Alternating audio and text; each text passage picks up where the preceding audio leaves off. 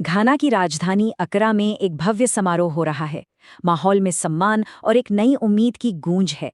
मंच पर सिर्फ दो नेता नहीं हैं, बल्कि दो महाद्वीपों के बीच पनपती दोस्ती की एक जीती जागती तस्वीर है। ये एक ऐसा लम्हा है जो एक नई कहानी की शुरुआत कर रहा है। भारत और अफ्रीका के बीच एक मजबूत नए गठबंधन की कहानी। तो चलिए आज इसी कहानी की परतों को एक एक करके खोलते हैं। ये सिर्फ एक बयान नहीं है, ये भारत की अफ्रीका को लेकर जो सोच है उसका निचोड़ है। इसका मतलब बहुत साफ है कि ये रिश्ता बराबरी का होगा, जहां अफ्रीका की जरूरतें, अफ्रीका की अपनी प्राथमिकताएं भारत के लिए सबसे पहले आएंगी। और यही वो वादा है जो इस पूरे साझेदारी को दिशा देता है। तो अकरा में जो वो सम्मान दिया गया वो महज एक अवार्ड या मेडल नहीं था। वो असल में घाना की तरफ से पूरे अफ्रीका का एक पैगाम था, एक संदेश, आपसी सम्मान का और उस भरोसे का जो अब और भी गहरा होता जा रहा है। ये उस रिश्ते को एक नई पहचान दे रहा था जो दशकों से खामोशी से मजबूत हो रहा था। तो चलिए अकरा की उस तस्वीर से अब थोड़ा आगे बढ़ते हैं और ये समझने की कोशिश करते हैं कि इस दोस्ती की जड़ें कितनी गहरी हैं, क्योंकि ये रिश्ता सिर्फ मुलाकातों और समारोहों से कहीं आगे निकल चुका है। सवाल ये उठता है कि आखिर इस रिश्ते में ऐसा खास क्या है? आज अचानक पूरी दुनिया की नजरें इस साझेदारी पर क्यों टिकी हैं? इसका जवाब सिर्फ भावनाओं में नहीं, बल्कि जमीन से जुड़े ठोस रणनीतिक फायदों में छिपा है। तो आइए उन्हीं फायदों को समझते हैं। तो आखिर इस दोस्ती से दोनों को मिलता क्या है?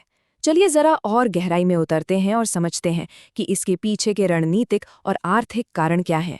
जरा सोचिए, दुनिया का लगभग आधा कोबाल्ट और मैंगनीज अफ्रीका में है। आज की दुनिया में हमें इलेक्ट्रिक गाड़ियों की बात करते हैं, ग्रीन एनर्जी की बात करते हैं। ये सब इन खनिजों के बिना मुमकिन नहीं है।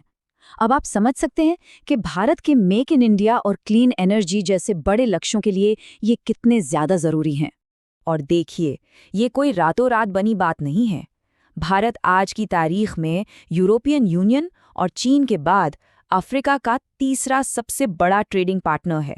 मतलब ये दोस्ती एक बहुत ही मजबूत आर्थिक नींव पर खड़ी हो रही है। और ये जो व्यापार है ना, ये एक तरफा नहीं है, ये एक परफेक्ट साझेदारी की मिसाल है। भारत अगर दवाइयाँ, गाड़ियाँ और अनाज भेजता है, तो अफ्रीका से कच्चा तेल, सोना और तांबा आता है। मतलब एक हाथ दे और एक हाथ ले। ये एक ऐसा रिश्ता है जहां दोनों की जरूरतें पूरी होती हैं। लेकिन बात सिर्फ व्यापार तक सीमित नहीं है, बात इससे कहीं ज्यादा गहरी है। जब भारत G20 जैसे शक्तिशाली मंच पर अफ्रीकी संघ को एक परमानेंट सीट दिलाने के लिए पूरी ताकत लगा देता है, तो वो ग्लोबल साउथ की आवाज को मजबूत करता है। हिंद महासागर में दोनों देशों की नौसेनाओं का साथ में अभ्यास करना ये दिखाता है कि ये दोस्ती अब सुरक्षा के मोर्चे पर भी उतनी ही मजबूत है।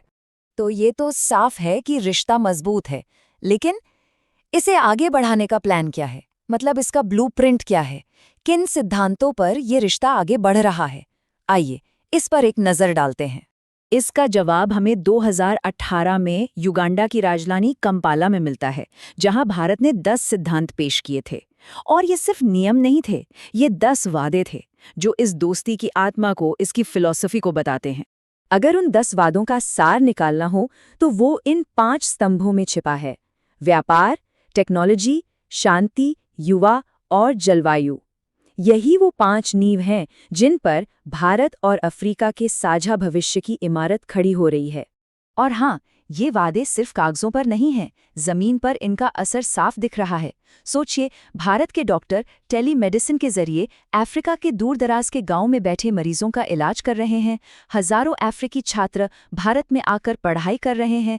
मॉरिशस जैसे देश में लोग अब भारत के UPI से पेमेंट कर रहे हैं। ये वो असल बदलाव है जो सीधे आम लोगों की जिंदगी को बेहतर बना रहा है।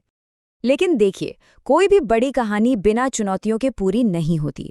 और अगर हमें पूरी तस्वीर समझनी है तो हमें इस रास्ते की मुश्किलों पर भी बात करनी होगी, क्योंकि कोई भी मजबूत रिश्ता बिना चुनौतियों का सामना किए नहीं बनता। अफ्रीका में भारत का मुकाबला सीधे सीधे चीन के मॉडल से है, और दोनों के काम करने का तरीका जमीन आसमान का है। भारत का जोर लोगों को सिखाने, क्षमता बनाने और साथ मिलकर बढ़ने पर है। वहीं चीन का फोकस तेजी से बड़े बड़े इंफ्रास्ट्रक्चर प्रोजेक्ट्स बनाने पर होता है।